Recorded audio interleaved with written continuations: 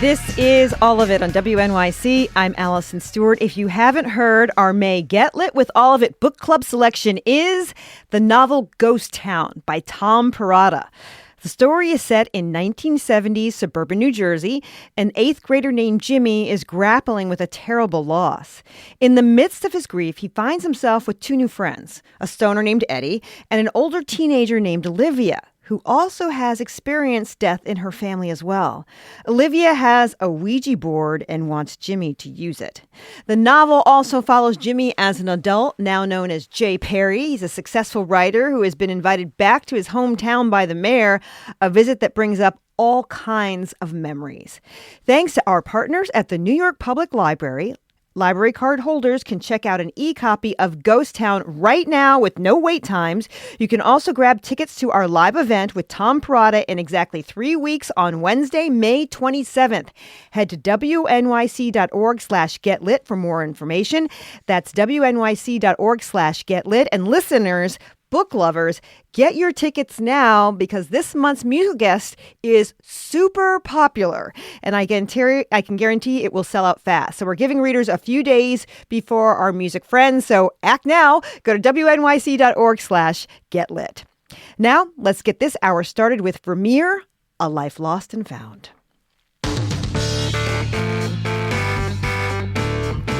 Today is our last installment of Full Bio. We have been discussing a 369-page biography of 17th century Dutch master Johannes Vermeer. We learned about his family, the war he lived through, and his religious influences. Vermeer was not a well-known painter in the 1650s. He grew to fame in the mid-19th century for a handful of works, 36 of them, most painted for one patron.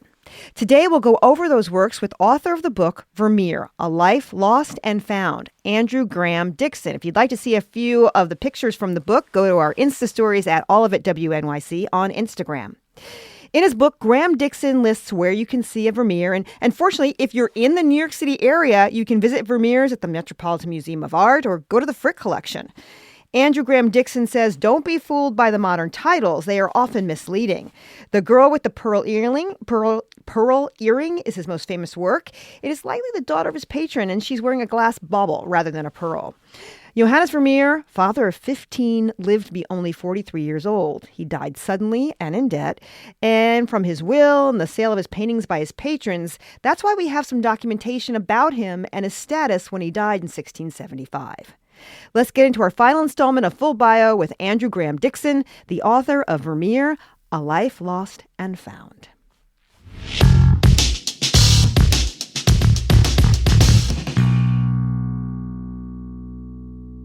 So the first two paintings that were part of the Van Rooyen estate, Lot 8 and Lot 11, they can both be seen in New York. For our listeners, at the Frick Collection is Officer with a Laughing Girl. The other is A Maid Asleep. That can be seen at the Met. Let's start with Officer with a Laughing Girl. What's special about this painting? Well, again, this is another great example of, or I think a very good example of how if you look at these pictures with the traditional spectacles or coloured glasses that you'd be given to wear by traditional Dutch painting, you might think that The Officer with the Laughing Girl, in which we see a young woman at the table of a tavern, perhaps a tavern, but at a table with a glass of wine in front of her, and a soldier sitting opposite her, you might think, and people have said, that this is a rather seedy painting. It's a transaction. It's a brothel. He's about to pay her money.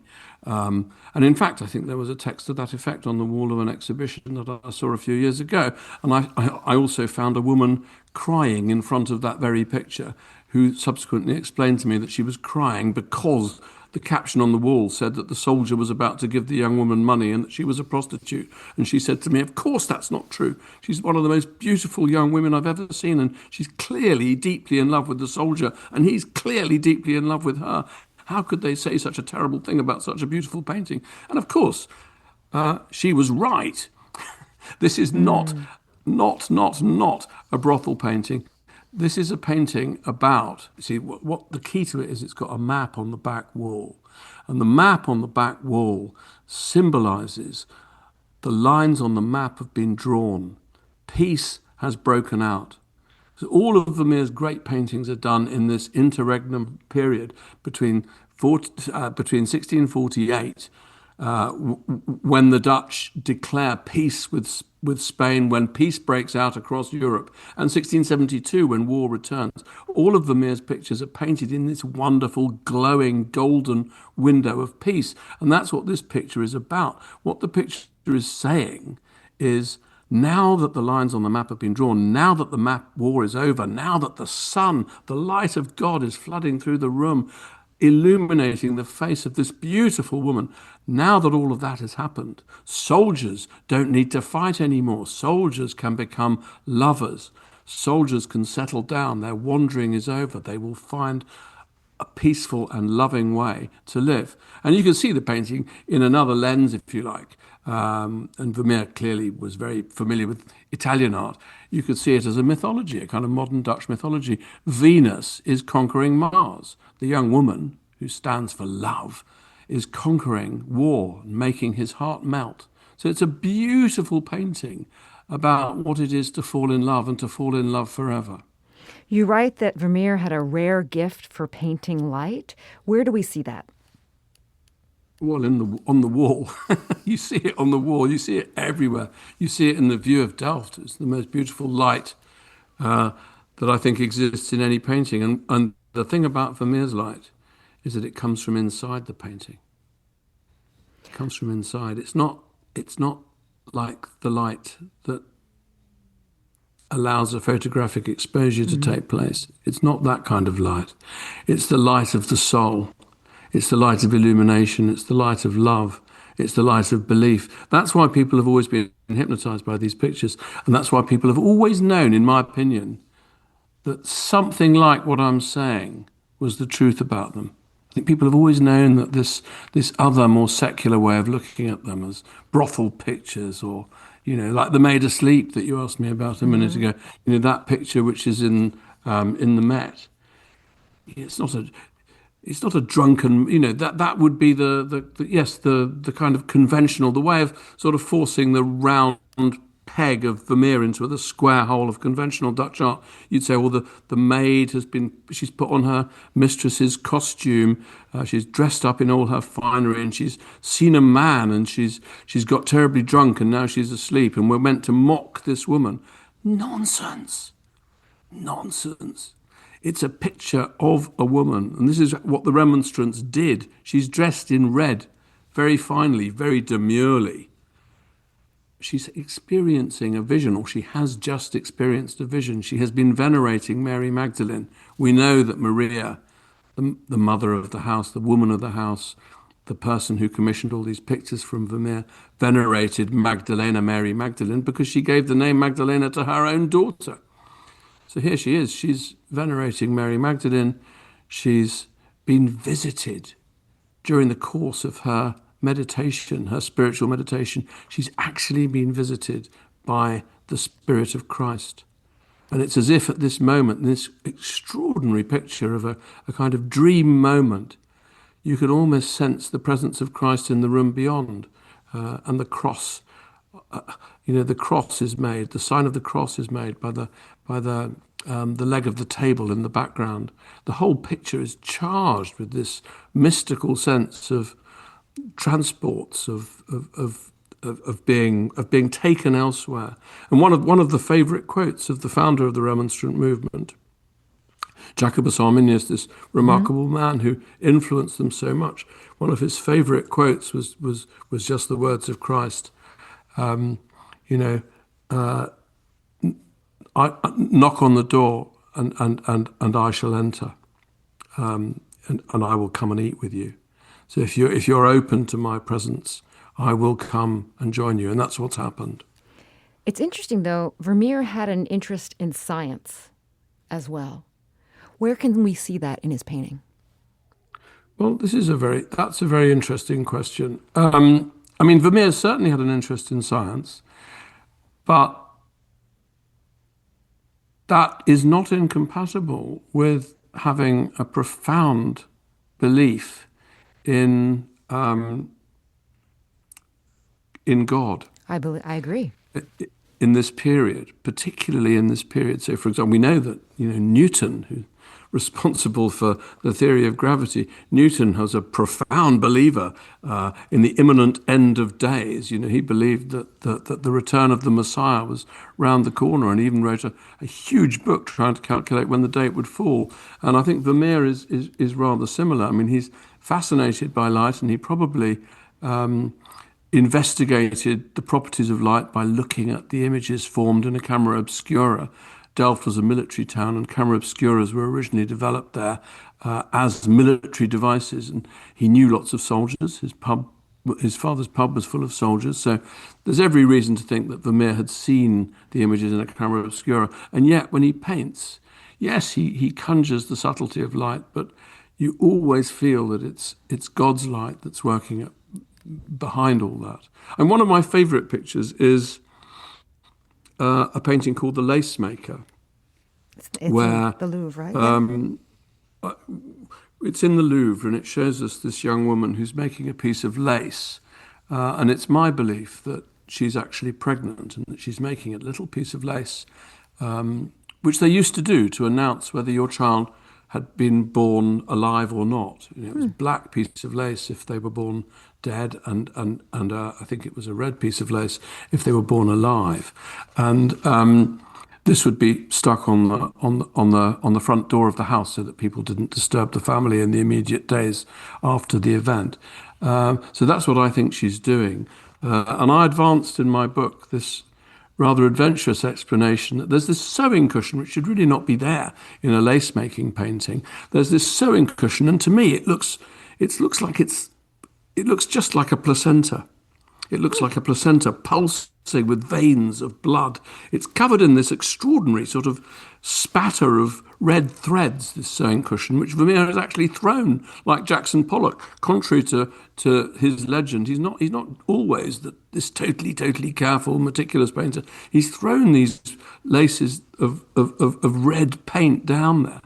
And I remember when my book was nearly finished, my Dutch friend, who's a great historian of religion, who's very helpful to me and holding me in check when I made mistakes in my interpretation of archival detail, he said, "Andrew, I must say I'm not entirely sure about this interpretation. It seems very, very because of course, if this is true, Vermeer would have had to have been familiar with William Harvey's work on the circulation of the blood." Which had only been published in Hamburg in 1627. And how do we know that Vermeer could have read Harvey on the blood? Because Harvey actually describes placental blood flow in great detail. And my answer to him was, well, I think Vermeer was friends with Spinoza, the Jewish philosopher who was also a scientist and certainly interested in science, and that he maybe would have had it from him. And he said, well, okay, I'm not convinced, but if that's what you're going to say, that's what you're going to say. So that is what I said. And there's his interest in science.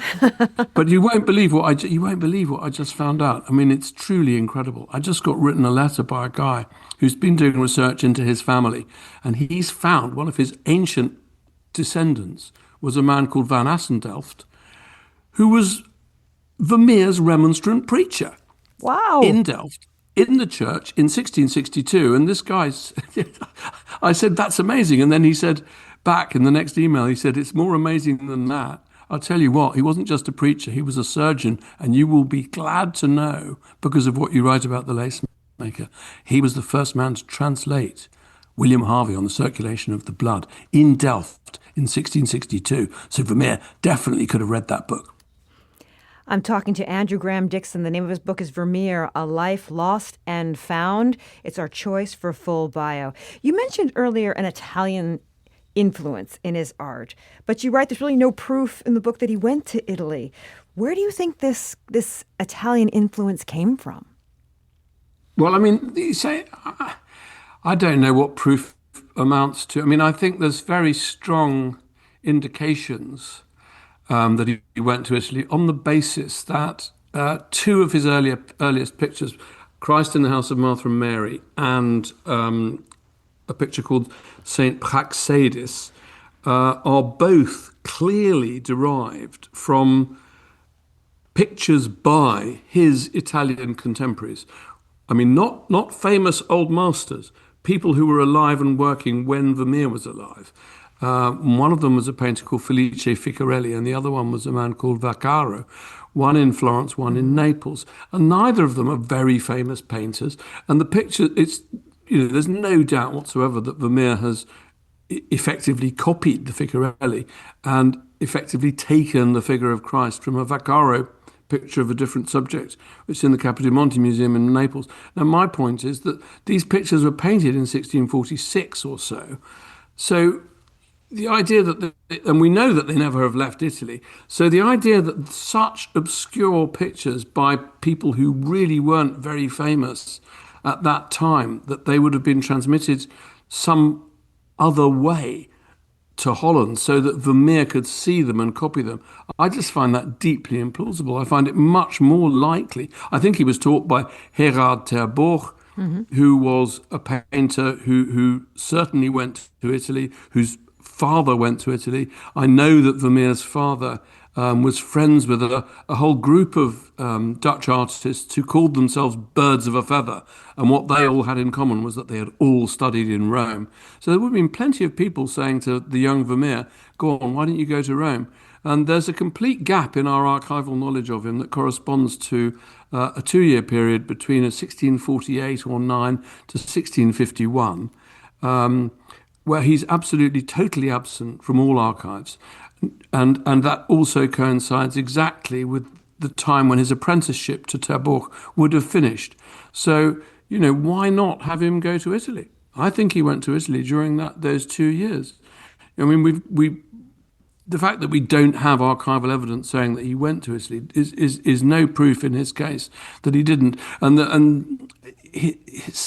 another picture called Diana and Her Companions, which is in the Maurits house, and people have always said, with its colour, which is very much actually the colour of Florentine high Renaissance art, Andrea del Sarto colours, these beautiful sort of rich reds and oranges, not at all Dutch. People have often said it looks like an Italian picture in a room full of Dutch art. So, I think he went to Italy for sure. Andrew, you end the book with the year of disaster, when France, Germany, and England, they also wanted a piece of the Netherlands. You write, the Dutch failed to grasp how offensive their existence was to Europe. What was the offense? Well, you have to remember that they were the only, with the exception of Venice, the only republic in a patchwork of states that were all monarchical and I would say fairly tyrannical. And so for someone like Louis XIV, the whole idea, the very idea of a country where merchants were, allowed to live more finely than aristocrats, it's just disgraceful. I mean, what a horrible country. This can't be allowed. So he absolutely detested the Dutch with a vengeance, and all the more because they had the temerity to be by far the richest country at that time, the richest country probably in the history of Europe, and they'd come from nowhere to be that.